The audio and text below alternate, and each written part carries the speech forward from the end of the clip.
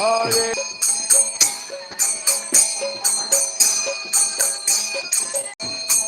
Prabhupada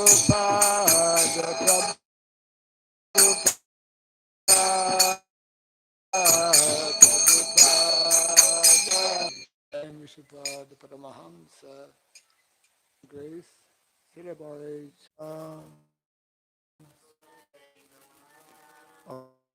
Om Namah Om Saraswati Namaha Mukham Karoti Vasalam Pangum Langayate Girim Yatkripa Sri Gurum Dinataranam Yatkripa Tamaham Bande Sri Gurum Dinataranam Hare Krishna Hare Krishna. Welcome to our morning Srimad Bhagavatam class, continuing from Canto number 1, chapter 3. Krishna is the source of all incarnations. Nabasi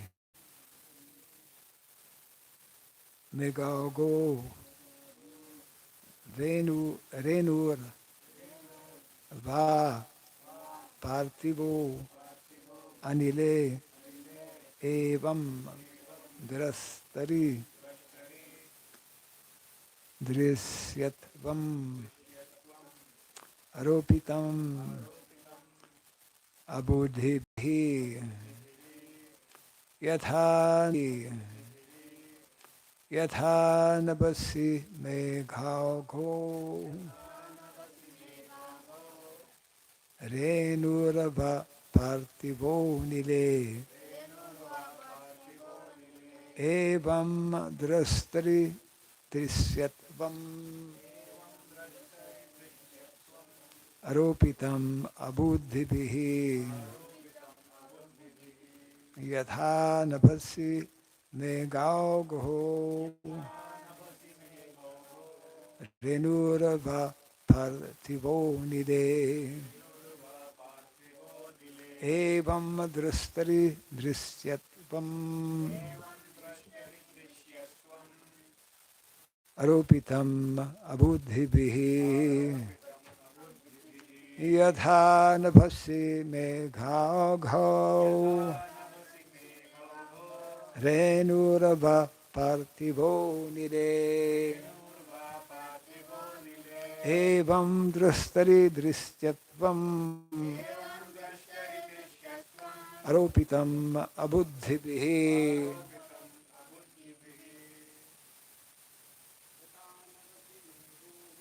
Yatha Nabhasi Meghago Renurva Parthivo Nile Evam Drastari Drisyatvam Aropitam Abudhibhi Yatha Nabhasi Meghago Renurva Parthivo Nile Evam Drastari Drisyatvam Nabhasi Meghago Renurva Parthivo Nile Evam Drastari Drisyatvam Aropitam Abudhibhi Yatha Nabhasi Meghago Renurva Parthivo Nile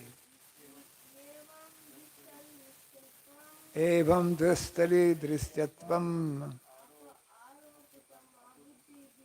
Aropitam Abudhibhi Yatha Nabhasi Meghago Renurva Parthivo Nile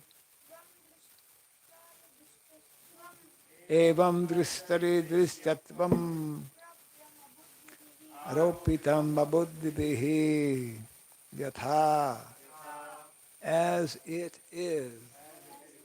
Bhagavad Gita, yatha yatha. Navhasi, in the sky. Meghahogaha, a mass of clouds. Renuhu, and dust. Va, as well as Parthivaha, muddiness. Anile, in the air. Evam, thus. Drastari, in to the seer. Drishyatvam, for the purpose of seeing. Aropitam is implied.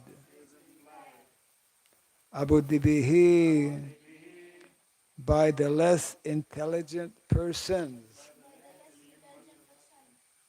Translation and purport by Divine Grace A.C. Bhaktivedanta Swami, Srila Prabhupada ki. Can take away this toy. Take away the toy.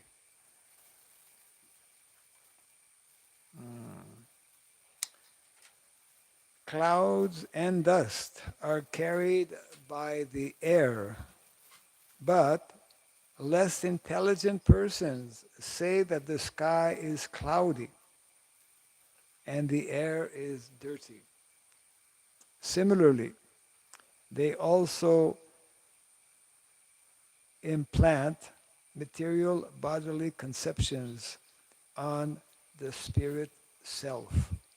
Kindly repeat after me. Clouds and dust are carried by the air, but less intelligent persons say that the sky is cloudy and the air is dirty. How is the sky today?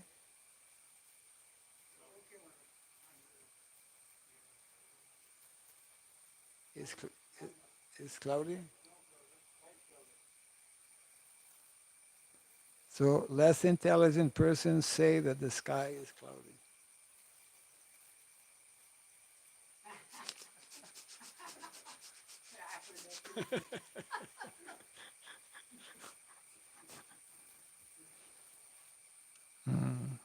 Okay. Similarly, you can repeat. Similarly, they also implant material bodily conceptions on the spirit self. Purport. It is further confirmed herein that with our material eyes and senses, we cannot see the Lord who is all spirit. We cannot even detect the spiritual spark which exists within the material body of the living being. We look to the outward covering of the body or subtle mind of the living being, but we cannot see the spiritual spark within the body. So we have to accept the living being's presence by the presence of his gross body.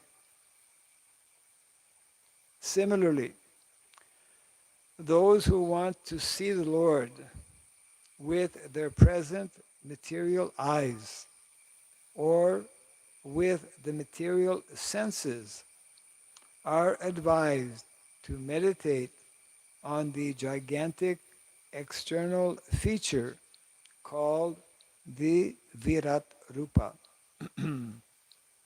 For instance, when a particular gentleman goes in his car which can be seen very easily, we identify the car with the man within the car. When the president goes out in his particular car, we say, there is the president. For the time being, we identify the car with the president. Similarly, less intelligent men who want to see God immediately without necessary qualification are shown first the gigantic material cosmos as the form of the Lord, although the Lord is within and without. The clouds in the sky and the blue of the sky are better appreciated in this connection. Although the bluish tint of the sky and the sky itself are different, we conceive of the color of the sky as blue. But that is a general conception for the layman only. Translation again.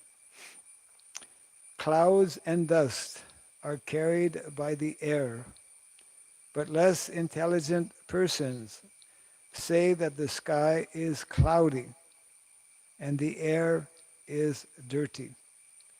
Similarly, they also implant material bodily conceptions on the spirit self.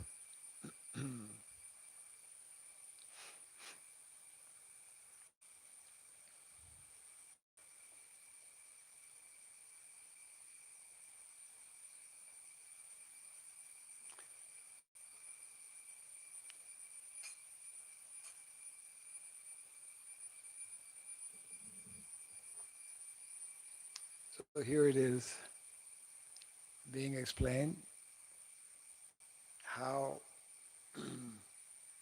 because the Lord is fully transcendental, his form, his, his body. His body is, he has a body, but not a material body.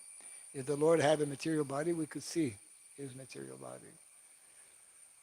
But the Lord has spiritual body.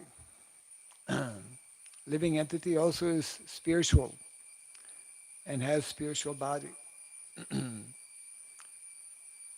But because we are presently covered by the material energy, because we are seeing things with our material eyes, we are smelling things with our material nose, we are hearing things with our material ears. Therefore,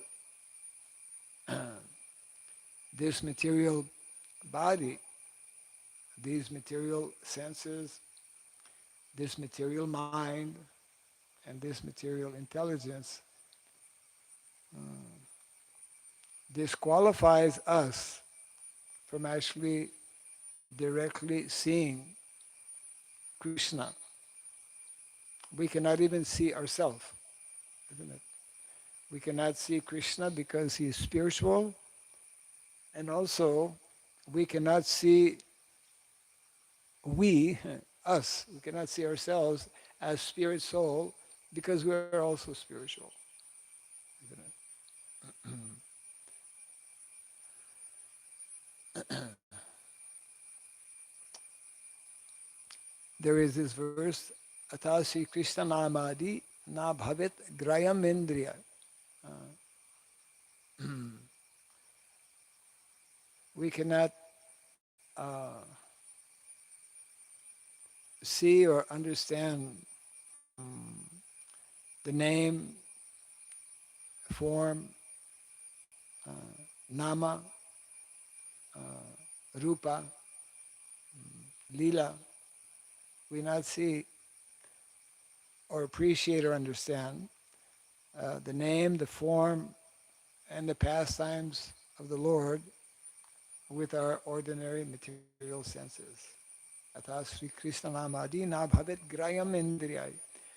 How we can see? There is, fortunately, there is a way that we can see.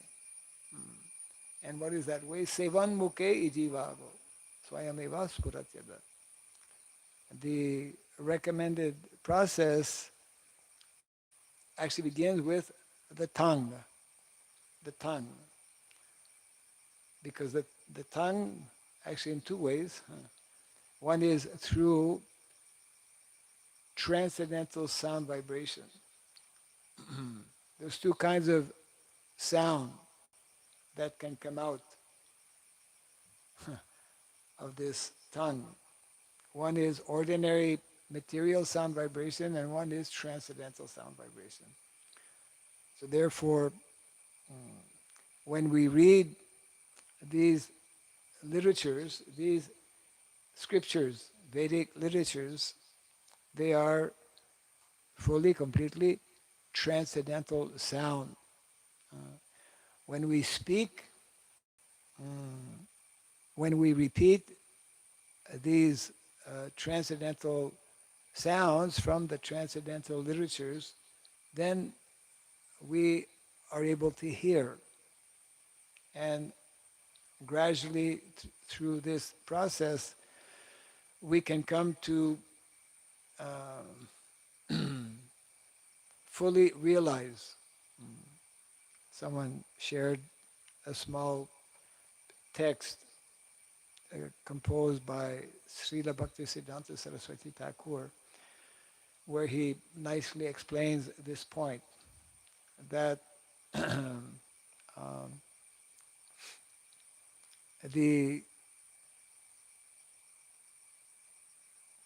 easiest process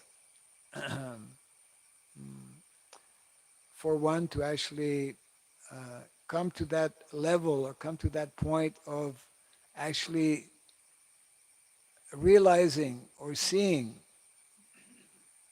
what is mentioned in the Bhagavad Gita as darshan.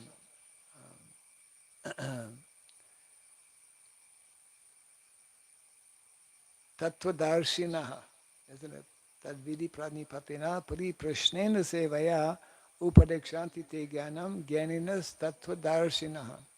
Our goal actually in life is to attain this position or this level of tattva darshan. Now we see each other. Okay, he has this kind of body, he has an older body, not so old, but not so young also. Middle-aged body. He has a long body, he has a short body, he has a fat body. These are all actually has nothing to do with the spirit soul. We have assumed all of these different material differences. It is said that actually every day, that's why we have to be careful what we do every day, because every day by our activities, by our thinking, by our feeling, by our willing, by our being awake or by being asleep, we are, every single moment, we are preparing our next body.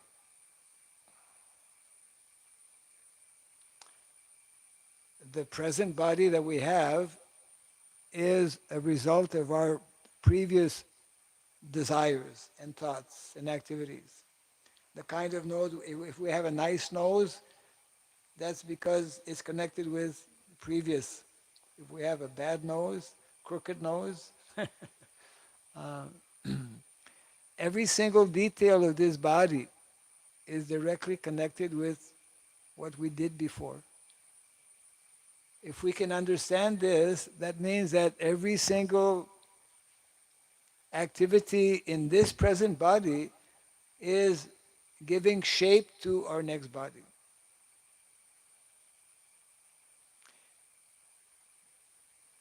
An intelligent person who begin who begins to understand this, he will come to the conclusion that actually I don't want to have any kind of body, at least any kind of material body, and that is even if I have a nice um, a nice body, even if I have a demigod body, because demigod body is um, having more facilities for sense gratification. Still, that is that is different from my original spiritual body. You see.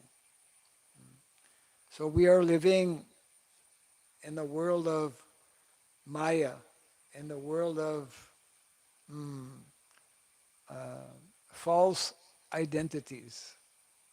Mm. We are living, the Bhagavatam explains, in the world of fallible soldiers. Fallible. What does mean fallible?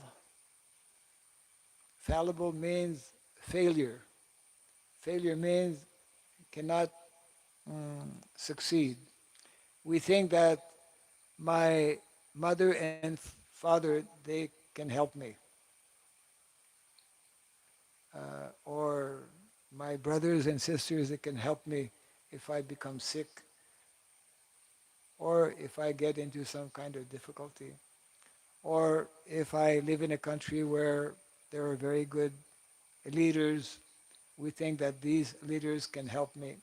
But the Bhagavatam says that actually every single person in the material world is a fallible soldier. Mm. It's like when people go to war, um, there is all chances that they will die, they will be killed.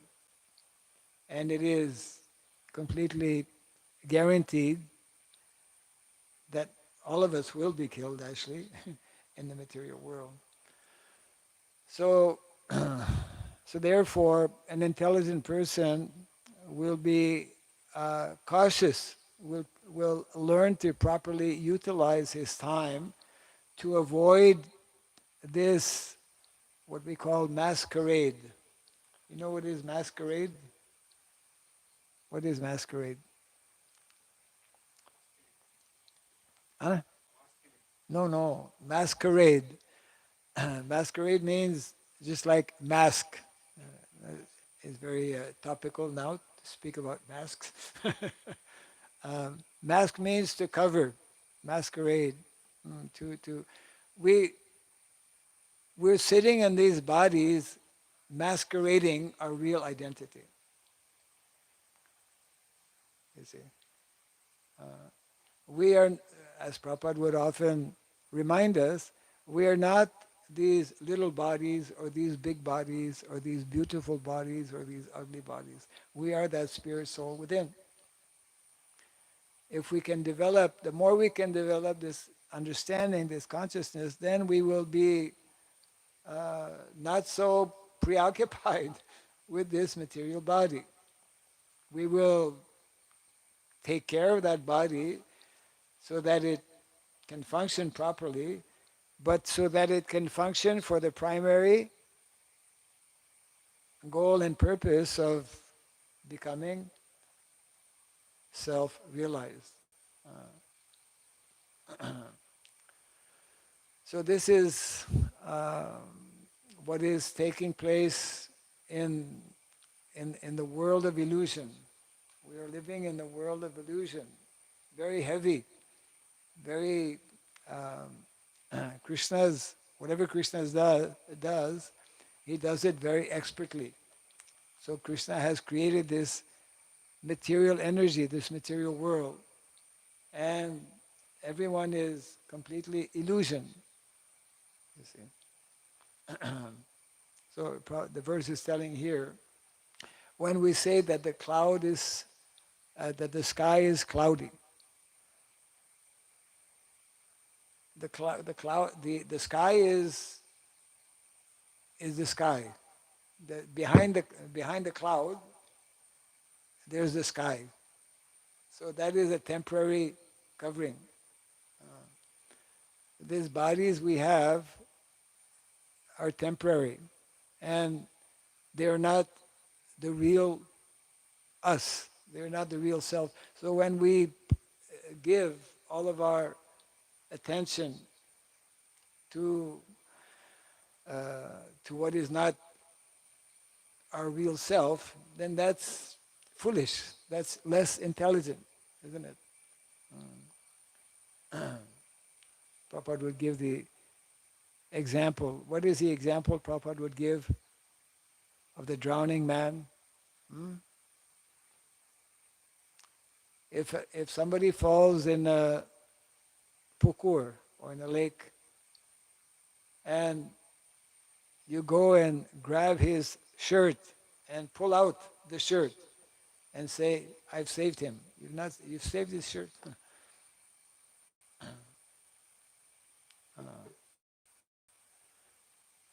So Bhagavatam is in so many different ways trying to awaken us, trying to help us understand the, uh, we can say, the futility of this material dimension. Of course, we can utilize. Uh, Bhagavatam also teaches us how to properly utilize, just like the tongue. Uh, the tongue, and for that matter, the mind, especially the example of the mind is there. The mind can be our best friend, or the mind can be our worst enemy. Our tongue, if we properly utilize the tongue by chanting the holy name, by reciting transcendental literatures, by taking Krishna Prasadam, by the tongue we can become self-realized. But if we simply use the tongue to eat all kinds of garbage, which most people are doing every day, and if we use the tongue to simply vibrate mundane sound, what our acharyas described as gramya kotha. What is gramya kotha? Village talk.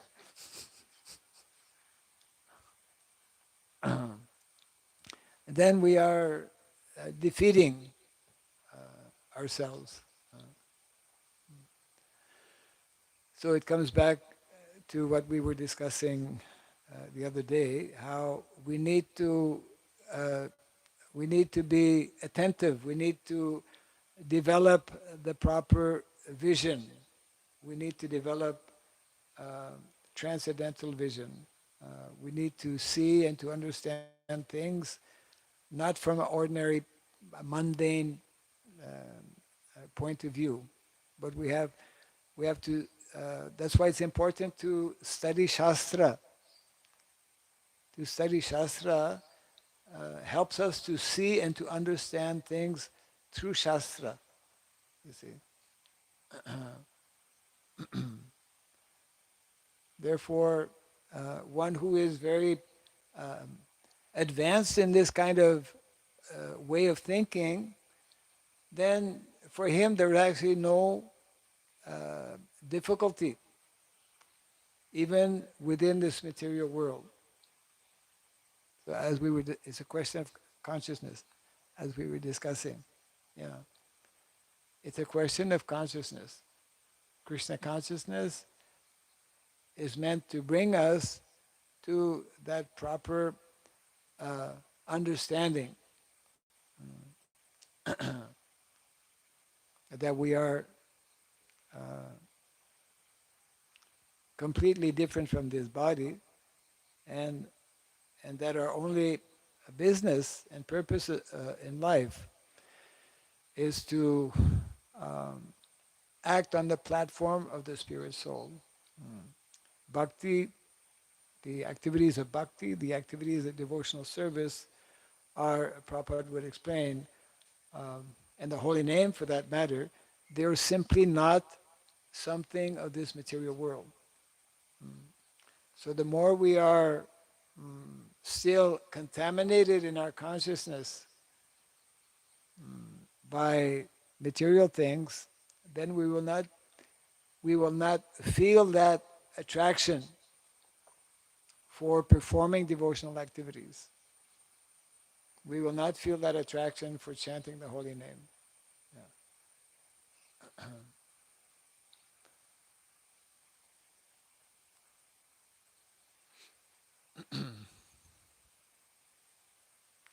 So there are many examples given how when one develops this uh, higher consciousness, elevated consciousness, then he can uh, remain undisturbed by the mm,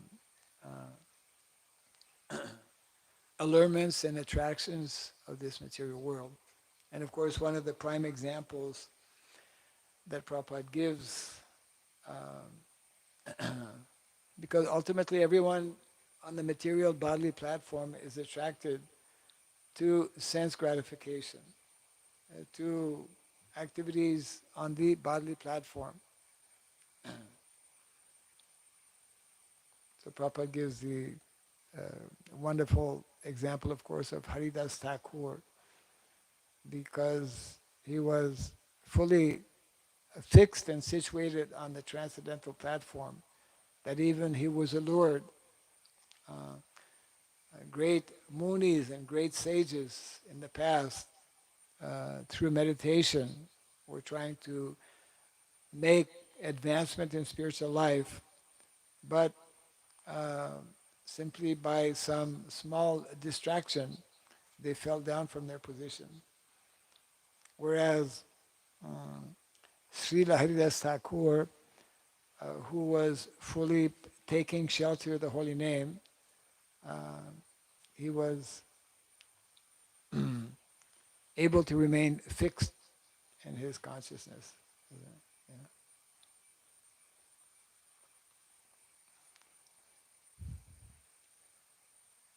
So that means that for as long as we are here in the material world, if we are not making this effort to develop the consciousness that the Bhagavatam is trying to remind us, practically through every verse that is in the Bhagavatam, it's it is meant to help us see things, understand things from another angle of vision, different from the material angle of vision.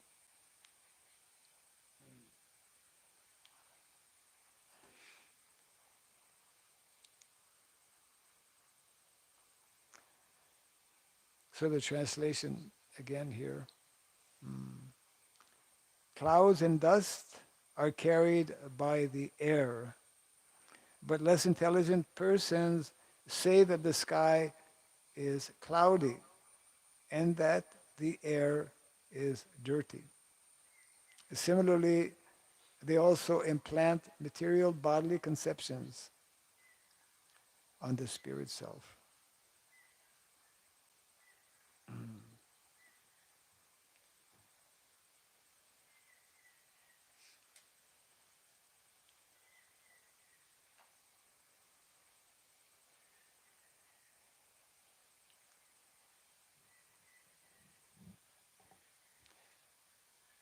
Any questions on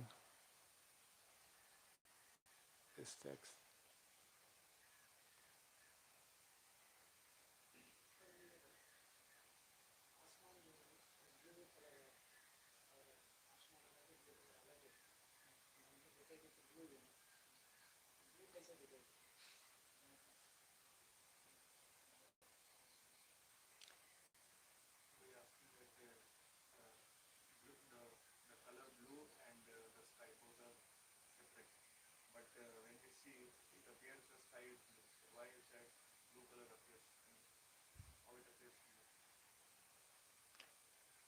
So the question is, when we look at the sky, uh, we see that the sky is blue.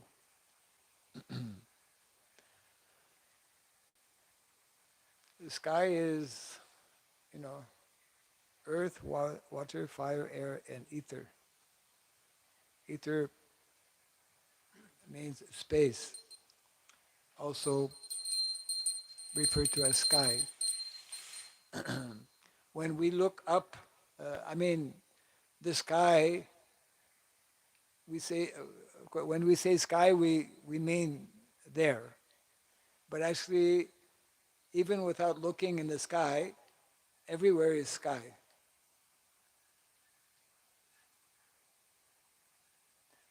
Ether is everywhere. If we look from here, let's say, to the small temple, uh, yeah, do we see blue?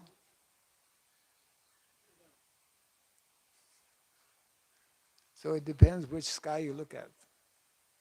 If you look above, we see blue. But actually, the sky has no color.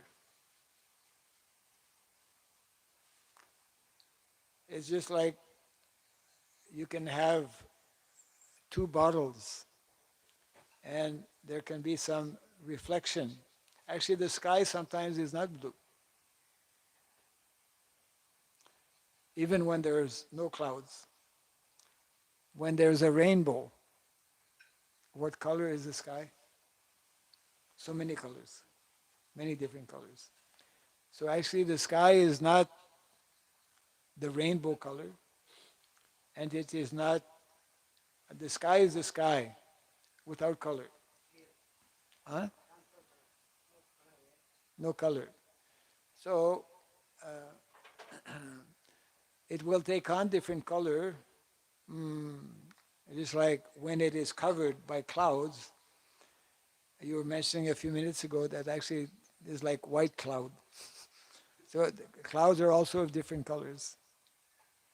Why are clouds? Why are some clouds white, and why are some clouds black? Who's painting? Huh? Because of the water inside. Cloud means water. So, um, so sky in itself is without color, without any. That example is given actually to explain that the spirit soul is different from anything material. You know, this body that we have is covering the spirit soul. And when we look up in the sky, we understand, those who are Krishna conscious, those who have read Vedic literatures, understand that actually these are the rays. Actually, these are the bodily rays. The bodily ray, Krishna, we cannot imagine. You know, this is like the sun. The sun is millions of miles away, but the sun shine is coming through the sky, isn't it? We can perceive the sun through the sun rays. At nighttime we don't see the sun. In the daytime the sun rays are visible and we can see. Because the sun rays are there, we can see things as they are. And we can also feel the heat of the sun.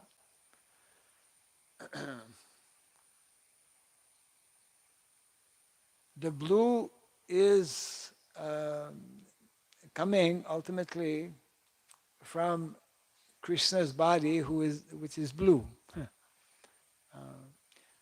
The the rays are coming through the Brahmajyoti.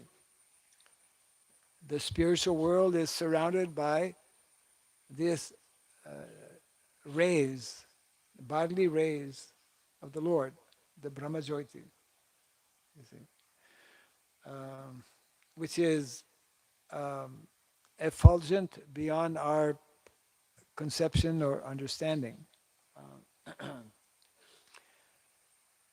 So the blue color of what we see when there are no clouds for a devotee who sees a beautiful day, beautiful blue sky, he's seeing Krishna.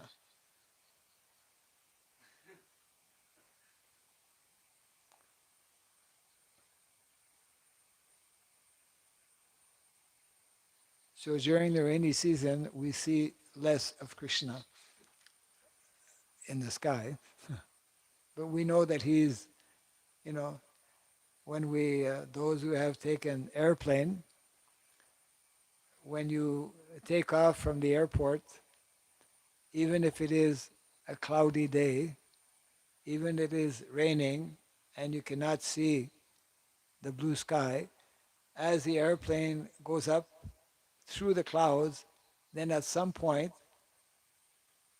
there it is, the blue sky and the sun, because the clouds are generally within 20,000 feet or so from the surface of the planet. So above the clouds, so in other words, the sky is never really covered.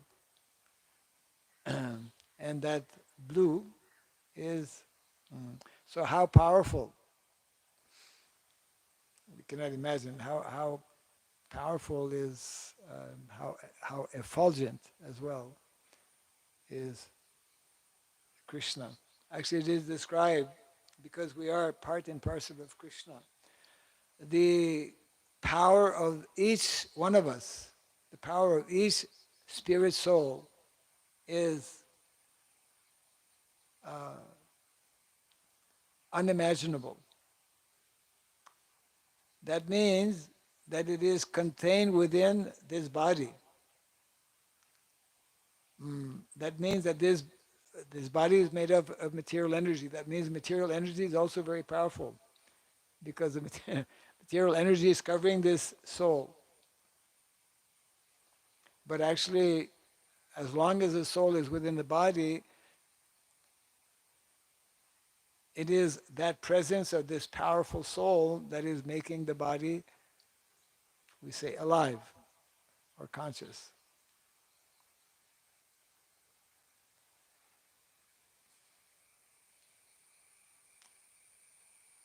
So when children ask their mummy or daddy, why is the sky blue? Sometimes they will ask. Then if only devotees know the answer. Because Krishna's body is blue.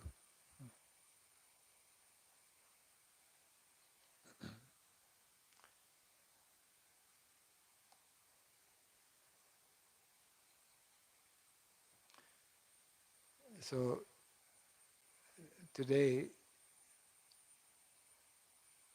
even though it is Amavasa, we are able to see a little bit of the blue sky. Probably not for long, because it's still very much the rainy season. Okay. Jai Grantaraj Srimad Bhagavatam ki Jai Sri Prabhupada ki